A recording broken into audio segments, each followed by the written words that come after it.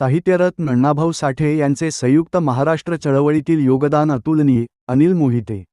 सांगली जिल्हा काँग्रेस भवनात लोकशाहीर अण्णाभाऊ साठे यांना भावपूर्ण विनम्र अभिवादन. सांगली. संयुक्त महाराष्ट्राच्या चळवळीमध्ये आपल्या लेखणीने आणि शाहिरीने अवघ्या महाराष्ट्राला जागृत करणारे सांगली जिल्ह्यातील वाटेगावचे सुपुत्र लोकशाहीर साहित्यरत्न डॉक्टर अण्णाभाऊ साठे यांचे योगदान अत्यंत महत्त्वाचे आणि ऐतिहासिक आहे, असे उद्गार काँग्रेस सेवादलाचे कार्याध्यक्ष अनिल मोहिते यांनी व्यक्त केले.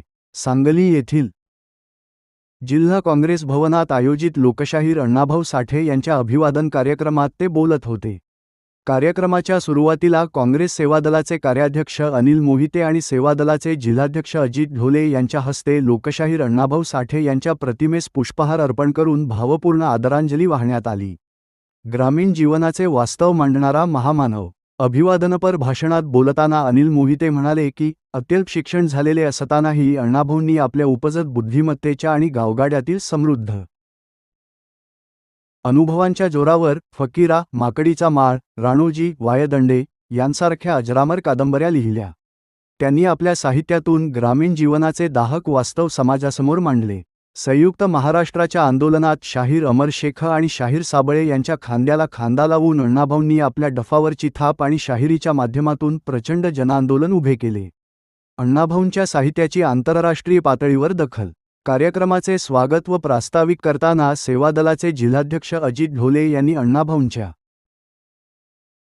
जागतिक कीर्तीवर प्रकाश टाकला. ते म्हणाले की लोकशाहीर अण्णाभाऊ साठे यांच्या साहित्याची दखल रशियासारख्या बलाढ्य देशाने घेतली. त्यांचे साहित्य रशियातील अभ्यासक्रमात समाविष्ट करण्यात आले असून रशियाची राजधानी मॉस्को येथे अण्णाभाऊ साठे यांचा भव्य पुतळाही उभारण्यात आला आहे. ही संपूर्ण देशासाठी अत्यंत भूषणावह गोष्ट आहे. मान्यवरांची उपस्थिती. या अभिवादन सभेला काँग्रेस सेवादलाचे प्रदेश संघटक पैगंबर शेख, सौ. प्रतीक्षा काळे, नामदेव पठाडे, मौलाली वंटमोरे, लालसाब तांबोळी, राजेंद्र कांबळे, सुनील भिसे,